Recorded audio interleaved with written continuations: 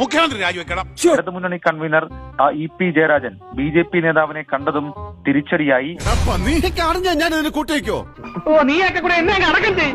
തെരഞ്ഞെടുപ്പ് തോൽവിക്ക് പിന്നാലെ ചേർന്ന ജില്ലാ എക്സിക്യൂട്ടീവ് യോഗത്തിലാണ് സർക്കാരിനും മുഖ്യമന്ത്രിക്കുമെതിരെ അതിരൂക്ഷ വിമർശനങ്ങൾ ഉയർന്നത്. ഇവൻ തന്നെയാ പ്രശ്നം.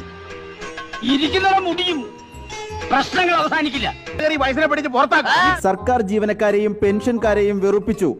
അതൊക്കെ ഗോപാലകൃഷ്ണൻ ഒരു നമ്പറല്ലേ. സപ്ലൈകോയിൽ സാധനങ്ങൾ ലഭിക്കാത്തതും പെൻഷൻ മുടങ്ങിയതും തോൽവിയിലേക്ക് നയിച്ചെന്നും ഈ പഞ്ചായത്ത് ചീഞ്ഞു നാറുകയാണ്.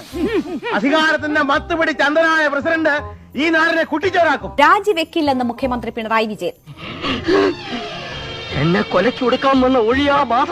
നിങ്ങൾ സംസ്ഥാന സർക്കാരിന്റെ രാജി ആവശ്യപ്പെടാൻ പുറപ്പെടേണ്ട എന്നാണ് പറയാനുള്ളത്.